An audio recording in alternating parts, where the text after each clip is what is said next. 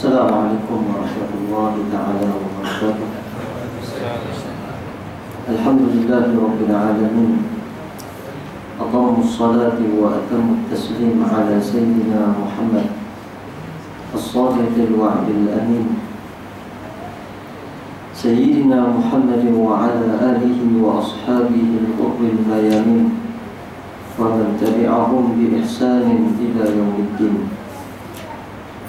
Asyhadu an la ilaha illallah wahdahu la syarika lah, wa asyhadu anna sayyidana wa nabiyyana Muhammadan abduhu wa rasuluh.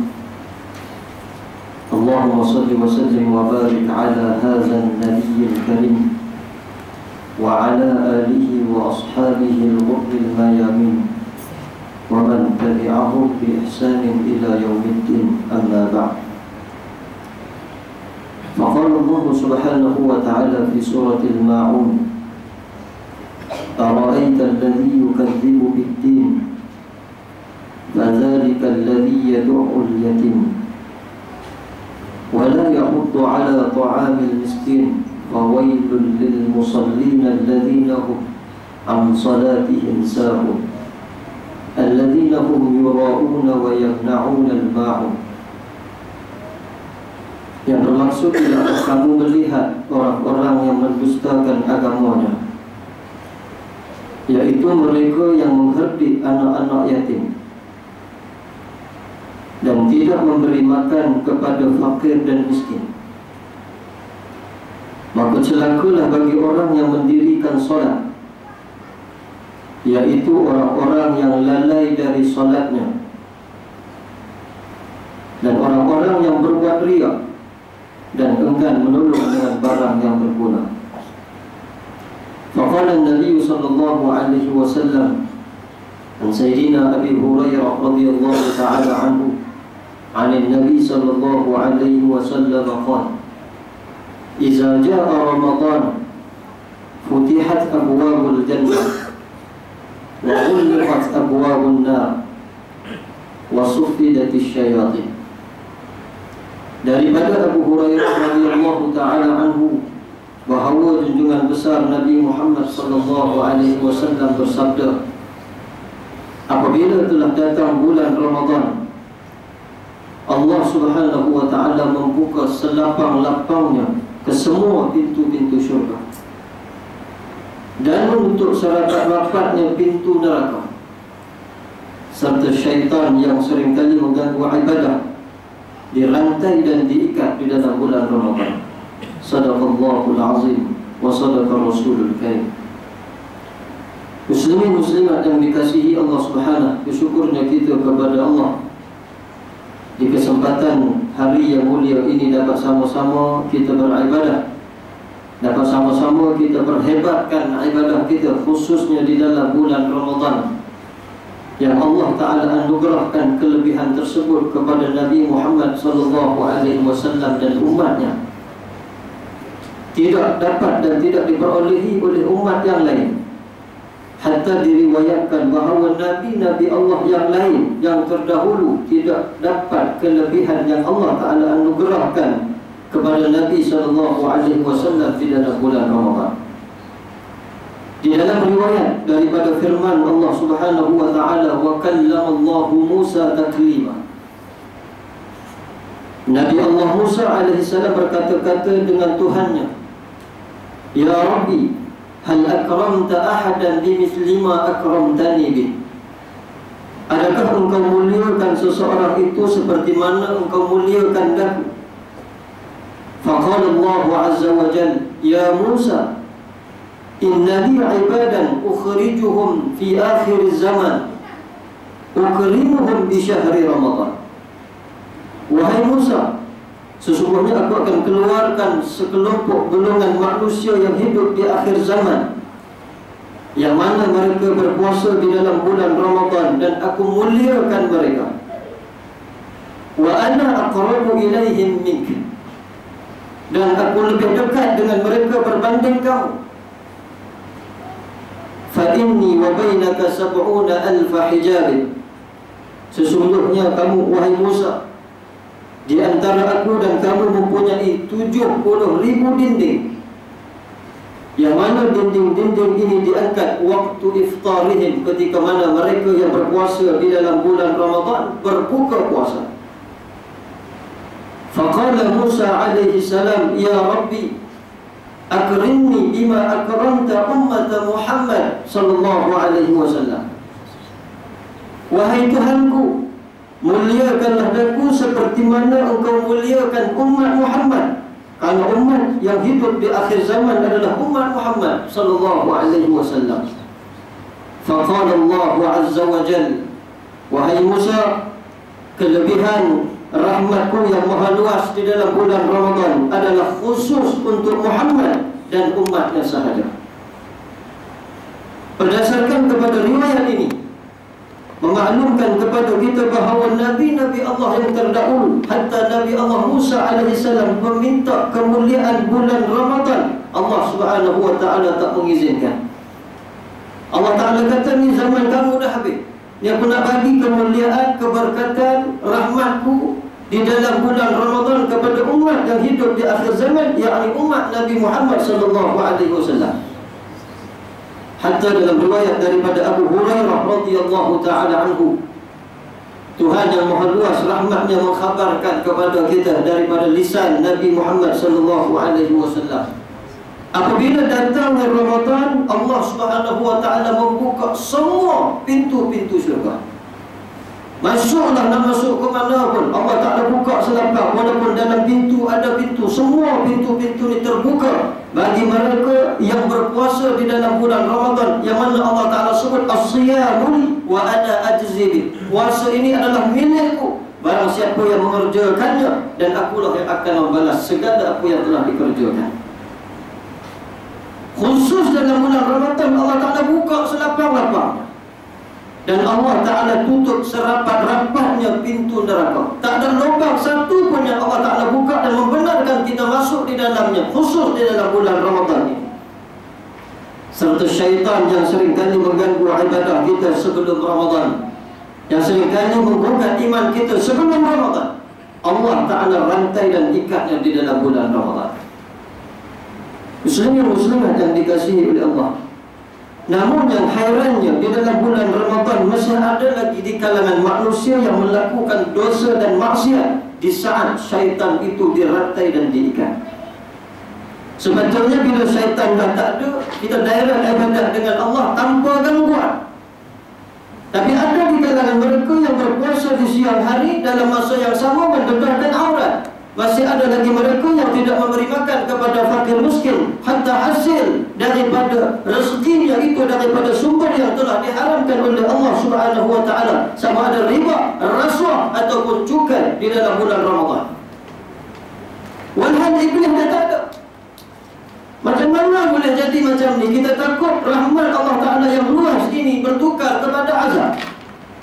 Kita dah dengar sebelum ni kemungkinan Malaysia akan dilanda kemarau gelombang yang kedua. Dia rasa-rasa dalam kepala kita ni puasa musim panas terik ni, sesuai dengan kalimat Ramadan yang asalnya diambil daripada kalimat Ramadan. Kalau kita melihat dalam kamus lisan Arabi, dia mengkhabarkan kepada kita Ramadan ini adalah kepanasan di siang hari.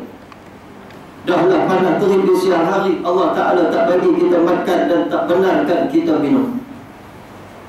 Dalam keadaan yang kita lapar ni, Allah Ta'ala suruh kita keluarkan harta kita untuk membantu saudara-saudara Islam kita yang dalam keadaan kesusahan.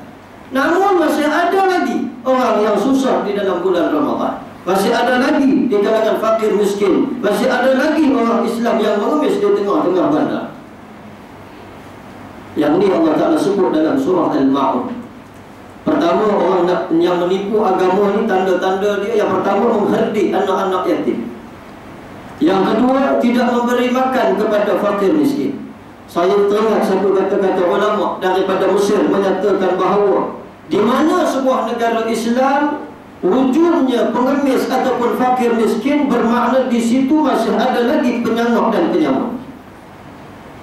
Kerana mustahil duit kita keluar kita bantu orang miskin, ada lagi orang susah. Duit kita keluar bukan sikit, tuan-tuan. Walaupun nampak RM7 satu kepala nak kena bayar zakat, tetapi kalau kita gabungkan semua sekali hasil yang kita dapat berjuta-juta ringgit.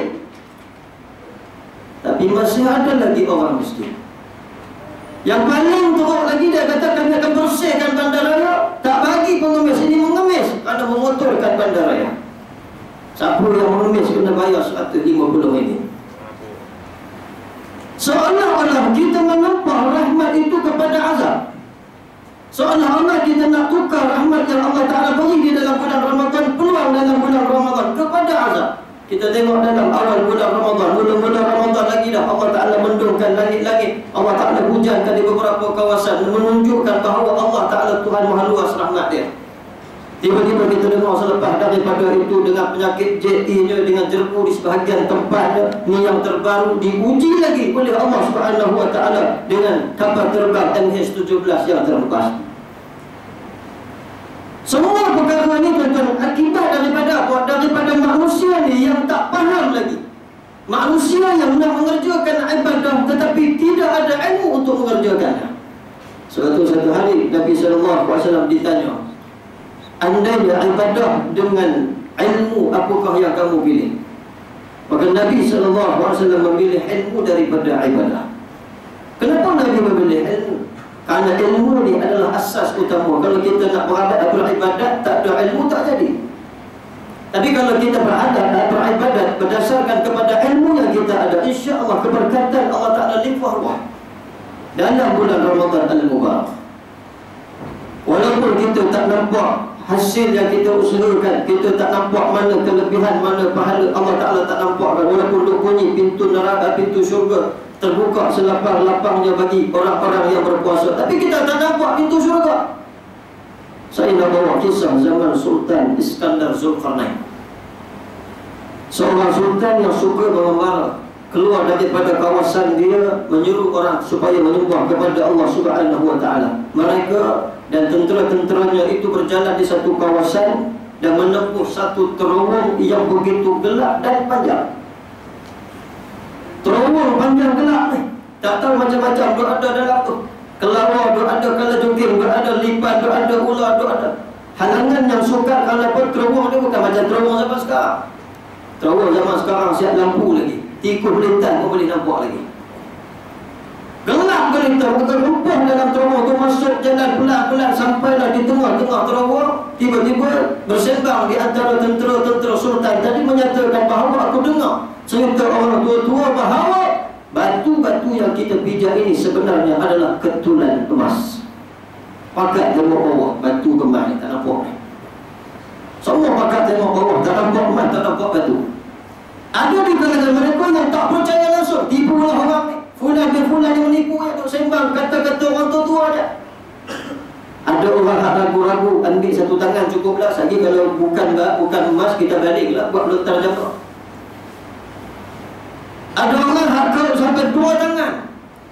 Ada orang hakau sampai masuk poket kanan, poket kiri, tangan kanan, tangan kiri. Ada pula di kalangan mereka yang kau pakai baju pun ada. Maka berjalanlah mereka sampailah hampir-hampir di berhujung terowong tersebut. Kelihatan apa yang mereka bawa itu adalah ketulan emas. Maka Sultan menyatakan kepada mereka, kita tidak akan patah balik ke belakang. Kalau kita telah mengharungi sukarnya, halangan, rintangan di dalam terowong yang gelap ni, kita tak akan patah balik ke belakang. Waktu Sultan itu kata macam tu, semua tentera-tentera dia datang satu sifat penyesalan. Yang paling menyesal orang yang tak percaya langsung. Disurugilah aku tak percaya kata-kata dia. Kalau betul dia kata-kata dia tadi terbuka semua sekali, tak bagi orang lain. Orang yang ambil satu tangan pun rasa menyesal. Kenapa aku tak pergi kau sebelah tangan kiri ni? Orang yang ambil 2 tangan pun rasa menyesal. Kenapa aku tak masuk dalam poket penuh, ambil kau tangan lagi? Menyesal juga. Orang yang poket penuh pun rasa menyesal. Dia kata, kenapa aku tak kau dengan pakai baju aku? Orang yang kau pakai baju pun rasa menyesal. Dia kata, kenapa aku tak pinjam baju kawan aku kau sekali? Ala kulli hal, semua dia pun dalam keadaan menyesal sesudah-sudah. Menyesal nak patah balik dah tak boleh, nak ke depan pula lepas ni dengan apa yang mereka bawa sekadar itu sahaja. Pasal apa? Dalam terowong tadi dia yakin tak yakinnya. Dia kata betul, dia kata betul ni, ambillah kalau betul. Last bila dah nampak semua baru datang menyesal. Tuan-tuan, hikmah cerita ni besar. Hikmah cerita ni macam dalam bulan Ramadan hari ni. Segala apa yang Allah Ta'ala janjikan kepada kita, kita tak nampak, tetapi kita sudah ada kepercayaan. Kita percaya bahawa dalam bulan Ramadan pintu syurga buka selapang-lapangnya. Kita percaya apa yang kita buat, kita sedekah, infak harta kita dengan sedikit, Allah Ta'ala gandakan lagi. Kita percaya amalan yang kita buat ini Allah Ta'ala kira. Kita percaya dengan qiyam yang kita buat tiap-tiap malam, Allah Ta'ala beri ganjaran istimewa kepada kita, khususnya malam Lailatul Qadar yang lebih baik daripada 1000 bulan. Bila datang menyesal ni tuan-tuan? Datangnya menyesal ini apabila kita di saat ambang sakaratul maut dan dihisab amalan kita di depan Allah Subhanahu wa Ta'ala. Waktu itu semua manusia menyesal. Yang paling menyesal orang yang duduk dalam agama Islam tapi dia tak elak kelebihan-kelebihan Ramadan yang Allah Ta'ala janjikan dalam Islam. Dia paling menyesal. Kenapa lah waktu hidup dulu aku tak percaya sangat-sangat apa yang disebut oleh orang Islam. Ada di kalangan mereka walaupun dah beramal sedikit rasa menyesal. Kenapa lah aku sembahyang tarawih di tazkirah aku tak mau dengar. Contoh kan? Orang yang sunat tarawih dengan tazkirah dia dengar pun dia rasa menyesal. Kenapa lah aku punya yang sunat ni yang wajib aku tinggal. Orang yang beribadat wajib sunat pun rasa menyesal. Kenapa lah aku tak tambahkan lagi ibadah aku supaya aku boleh selamatkan saudara-saudara aku yang lain. Semua dalam keadaan menyesal. Hari ini kita buat, kita tak nampak kelebihan dalam bulan Ramadan. Yang menjadi masalah kita hari ini sebab itu kita ada tazkirah supaya kita boleh memperbetulkan keadaan, supaya ibadah kita bertambah baik, supaya pintu syurga yang selapang-lapangnya tidak menjadi sempit kepada kita untuk masuk di dalamnya.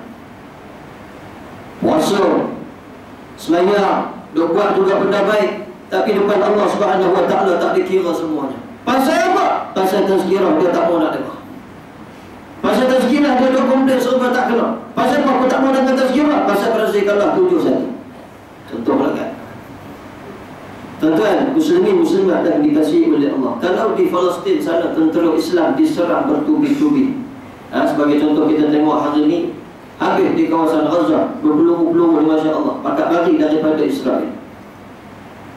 Perang bukan setahun sekali di Gaza sana, tiap-tiap hari. Cuma dalam bulan Ramadan serangan itu diperhebatkan lagi. Sampai kita sedar rupa-rupanya banyak orang Islam yang terkorban di sana. Dan kita juga jangan lupa di dalam negara kita walaupun nampak macam aman, tetapi kita juga diserang bertubi-tubi dengan hawa nafsu dan tipu daya orang-orang Yahudi dan Nasrani. Bagi mereka yang tak ada persiapan, sudah tentu dia gagal. Dia akan gagal. Bila mana dia gagal, dia akan berputus asa. Dia tak mau lagi usaha ibadat dalam bulan Ramadan. Tentang ini peluang yang Allah Ta'ala bagi ini pada kita. Dalam bulan Ramadan tak dapat kepada orang yang lain. Andai kata diizinkan oleh Allah tahun depan kita hidup lagi jumpa dengan Ramadan tahun depan, kerana boleh Ramadan tahun depan kita berhebatkan lagi, tidak seperti Ramadan tahun ini. Bukan semakin kuat, semakin hebat. Dan kalau kita tengok tahun depan, kita tazkirah mungkin lagi buat tengah-tengah 4, ada lagi masjid yang buat 45 minit tazkirah, ada lagi masjid yang buat setengah jam. Tahun ni dah turun dah 25 minit sahaja tazkirah. Tahun depan turun pula 20 minit. Tahun akan datang 15 minit. Tahun seterusnya sampai tinggal 5 minit. Lama-lama 1 saat dia ustaz kena bagi tazkirah. Itu bukan kita berhebatkan ibadah. Sebab kita dah sebut dah tadi, Nabi memilih ilmu daripada ibadat. Kenapa? Sebab Nabi tahu ilmu ni lah yang boleh menjana ibadah kita bertambah-tambah di sisi Allah Subhanahu wa Ta'ala, supaya kita dekat dengan Allah. Kalau kita jauh dengan Allah, Allah Ta'ala uji kita. Baru kena sikit ya tuan-tuan. Tamparan hebat buat negara Malaysia. MH370 tak selesai lagi. Allah Ta'ala tambahkan lagi masalah kepada kita. Terhempasnya ataupun bentuknya kapal terbang MH17 pula. Apa yang perlu kita buat? Allah Ta'ala suruh balik kepadanya.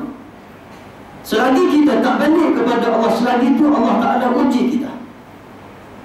Dalam surah Al-Ankabut ayat yang pertama Allah Ta'ala sebut dah, ahasiban nasu an yutraku an yaqulu amanna wa hum la yuftanun. Kalau kita menyatakan bahawa kita beriman kepada Allah Subhanahu wa Ta'ala, Allah uji kita. Tambah ada ujian itu sekecil-kecil ataupun sebesar-besarnya, supaya iman kita bertambah, supaya kita dekat dengan Allah Subhanahu wa Ta'ala. Tapi kita tetap dengan lalai kita, tuan. Tetap dengan hawa nafsu kita ikut ni. Kita seolah-olah mempertuankan hawa nafsu. Kita dah sebut dah dalam bulan Ramadan baru ni bola sepak Piala Dunia tuan-tuan. Cuba kita tengok balik. Kenapa Brazil kalah 7-1? Kita bawa keluar sikit. Ni tengok bola pakai baju Brazil ni. Duduk dekat kedai mamak, duduk minum kopi sedap. Saya tengok Brazil lawan. Lawan bukan biasa-biasa. Tengok-tengok kalah sampai 5-0, 6-0. Tutup pakai baju Brazil dia. Pakai jaket, tak bagi orang nampak baju Brazil. Tengok 7-0 lagi tu pakai topi keledar, tak bagi orang nampak muka dia.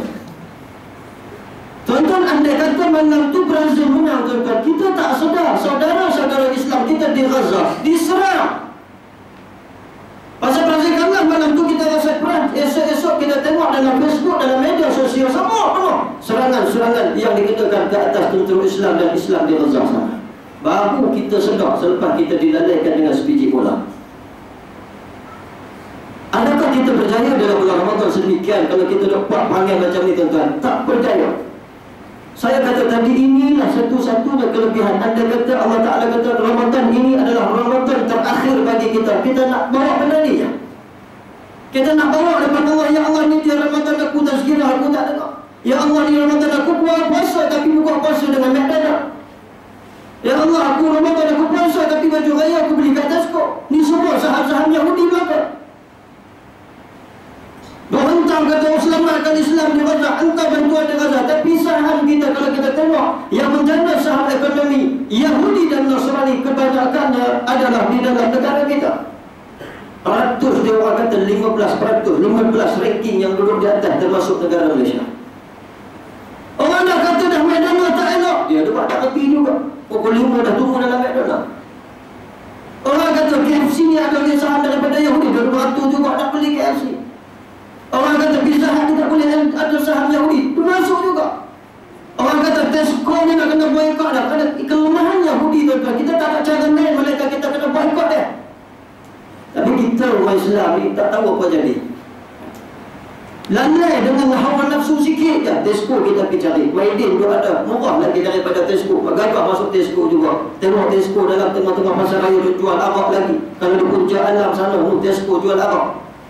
Orang-orang Puncak Alam pasang spanduk dah, kami tak akan masuk dalam Tesco yang menjual arak.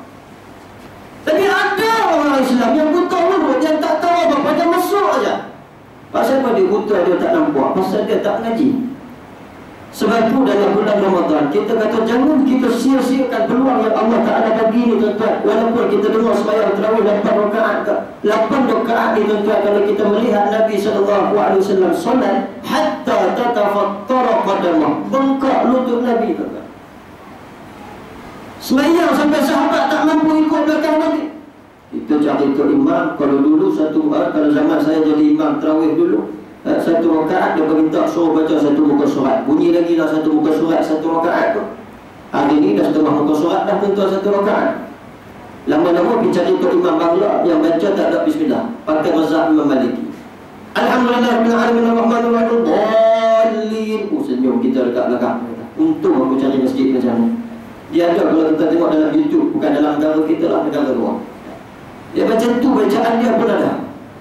Silap-silap hari bulan. Jadi kat negara kita ni, pasal orang kita ni kalau buat ibadat dia malas sikit.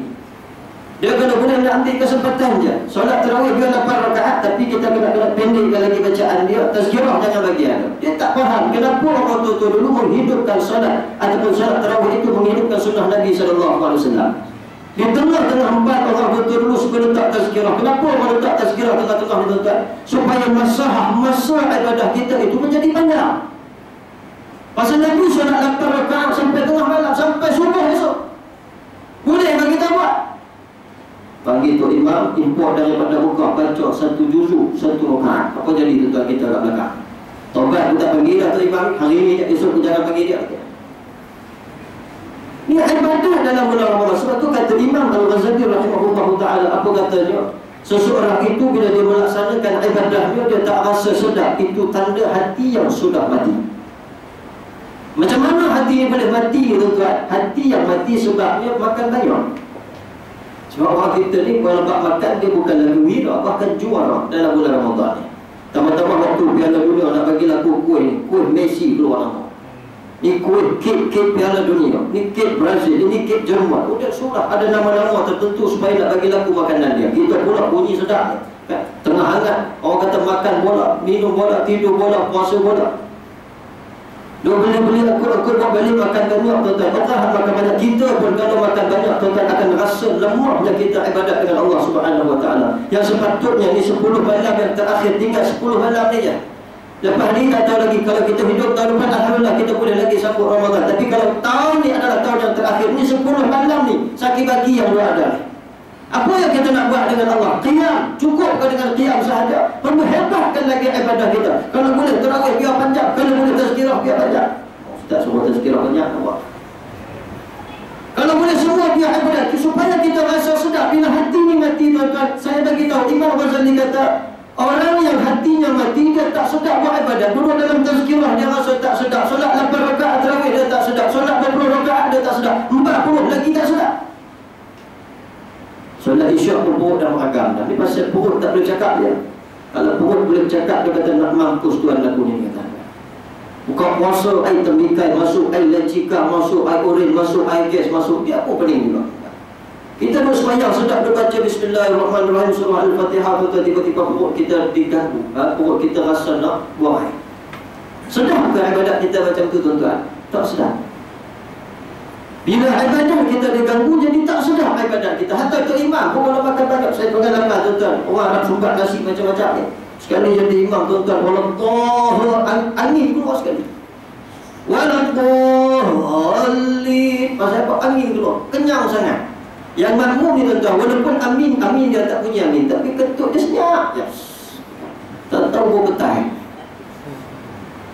Tahu-tahu bau macam-macam dah. Ada juga macam ni. Kita harus datang semayang diganggu orang macam ni, tuan-tuan. Seolah-olah menipu agama sendiri. Kenapa kita hanya nak bulan dalam bulan Ramadan, sedangkan bulan Ramadan adalah bulan yang terbaik yang mendidik dan tarbiyah kita sampai selepas daripada Ramadan. Siapa yang percaya hasil dia lepas daripada Ramadan, dia akan tengok sendiri. Bukan pakaian dia berubah, bahkan hati dia berubah, tuan-tuan. Kalau jasad kita mati, kita tanam terusnya. Tapi kalau jasad kita hidup, hati yang mati, macam mana kita nak hidup dengan hati yang mati, tuan-tuan? Dia jadi bebal. Solat tak kena, tazkirah tak kena, semua tak kena. Walaupun dia tahu kata ni ada kelebihan dalam bulan Ramadan, dia nak beramal dalam bulan Ramadan, tapi dia tak ada persiapan nak menghadapi musuh, yakni hawa nafsu yang menyerangnya dalam bulan Ramadan. Sebab itu di saat syaitan itu dirantai, jangan kita tunjuk bahawa kita adalah syaitan.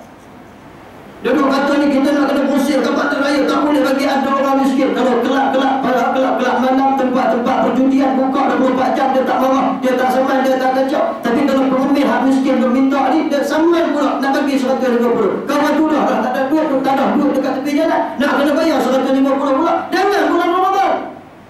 Sepatutnya tugasan orang Islam bila dah ada persiapan, sudah ada perintah daripada Allah, kita keluarkan wang ringgit, kita bantu mereka-mereka. Ini bermakna ringgit harta yang kita ada hanyalah berlegar di kalangan orang yang kaya raya sahaja, tak sampai kepada orang miskin. Bila dah tak sampai kepada orang miskin, tuan-tuan, miskin sampai bila-bila. Lama-lama, tuan-tuan, habis semua sekali dalam keadaan muflis, tak ada duit. Hak miskin tu tak ada duit, yang besar, yang kaya raya pun dah tak ada duit. Pasal apa? Allah Ta'ala uji dengan satu perkara, nak peringatkan kita, ampun lalai dengan aku. Tama-tama di kelab, saya masuk kelab tadi bau asap jambu, Masya Allah. Kena juga dalam bulan Ramadan. Sebetulnya kelebihan ni tak kena pada kita, ataupun orang kata benda ni tak kena kepada kita, tapi kena juga. So kita ada something dengan Allah yang perlu kita ubah supaya kita lebih dekat dengan Allah. Barang siapa yang dekat dengan Allah, kata Luqmanul Hakim, Allah Ta'ala pelihara dia, Allah Ta'ala jaga dia, Allah Ta'ala bagi manfaat segala yang dijanjikan dalam bulan Ramadan Al-Mubarak ini. Muslimat dan dikasihi oleh Allah Subhanahu Wa Taala. Ini pesanan tazkirah seberingkas untuk kita malam ni, supaya kita lebih baik dan memperhebatkan ibadah kita, supaya kita perbetulkan keadaan. Jangan kita mengamalkan sesuatu membabi buta tanpa ada ilmu. Kerana ilmu adalah sangat penting bagi kita. Sebab itu kita adakan tazkirah, walaupun 10 minit, walaupun 15 minit, tapi sekurang-kurangnya ada mesej yang kita nak kena sampaikan dalam bulan Ramadan. Kalau kita dah bagi tahu tadi, Nabi Musa AS minta kelebihan, Allah Ta'ala tak bagi. Allah Ta'ala kata khas untuk Muhammad dan umat dia sahaja. Bila sebut khas ni, Allah Ta'ala penuh semua. Dia bagi kita orang lain tak dapat. Tapi kita bila dah dapat, apa kita buat dengan Allah? Ini masalah kita. Yang kita nak kena perbetulkan balik semua perkara ni dalam bulan Ramadan. Kenapa? Bila kita berhasil, berjaya mendidik dan mentarbiyah diri kita di dalam bulan Ramadan, selepas daripada Ramadan, insya-Allah kita akan jadi insan yang beriman dan bertakwa kepada Allah Subhanahu wa taala. Teringat kata-kata Luqmanul Hakim, pesanan buat anaknya. Dia pesan dekat anak dia, tapi kita ambil baca juga.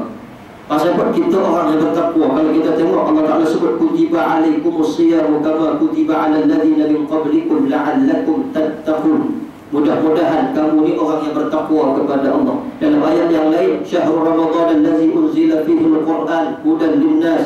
Hudan, petunjuk bagi manusia. Manusia yang macam mana? Surah Al-Baqarah ayat yang pertama, hudan lil muttaqin, petunjuk bagi orang-orang yang bertakwa kepada Allah Subhanahu wa taala. So kita nak kena ambil satu mesej daripada Luqmanul Hakim. Apa kata Luqman kepada anaknya? Wahai anakku, dunia yang luas ini ibarat lautan yang dalam. Sekiranya kamu tidak ada persiapan takwa, iman dan tawakal, sudah tentu kamu akan karam di dalamnya.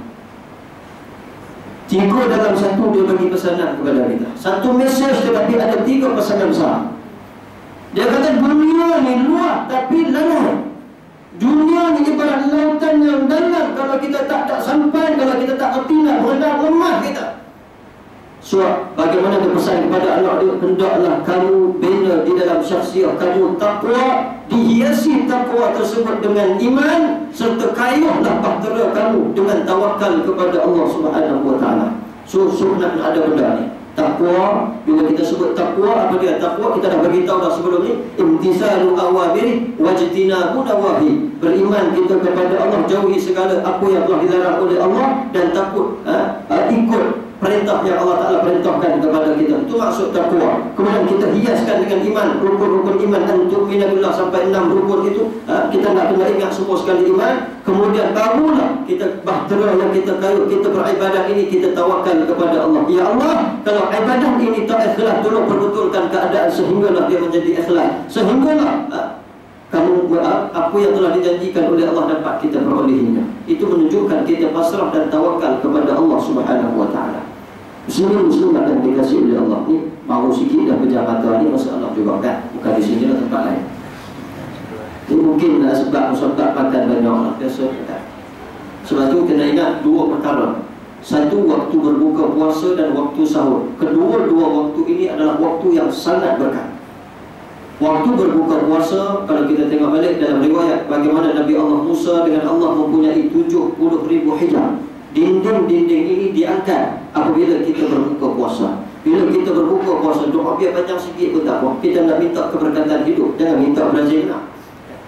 Minta keberkatan hidup, minta Allah Ta'ala muliakan kita, minta Allah Ta'ala perhebatkan, beri kekuatan kepada kita supaya kita boleh melaksanakan ibadah di dalam bulan Ramadan.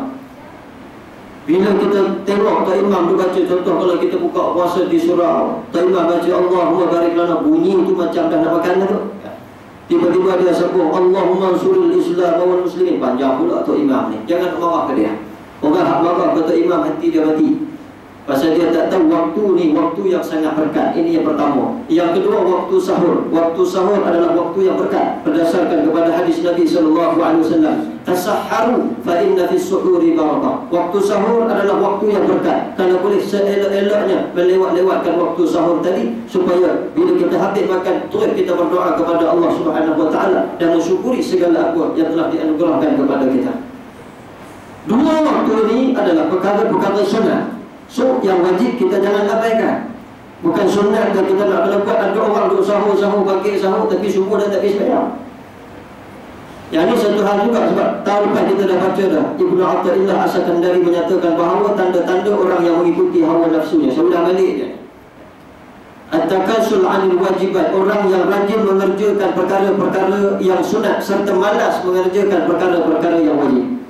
Yang sunat dia rajin semua buat, tarawih rajin, sahur rajin, tapi bila solat 5 waktu hak wajib ni dia jadi malas nak habis bayar. Orang hak macam ni tak kena gaya. Orang hak macam ni sudah mengikuti mengikuti hawa nafsunya, kalah dengan hawa nafsunya. So bersiap sedialah kita 10 malam yang terakhir. Allah Subhanahu wa taala nak gandakan pahala kita, nak beri ganjaran yang istimewa, yang mana disebut dalam riwayat malam-malam ganjil ada satu malam yang lebih baik daripada 1000 bulan. Usahalah kita ke mana pun untuk mendapatkan keberkatan tersebut. Jangan kita abaikan dan jangan kita lepaskan.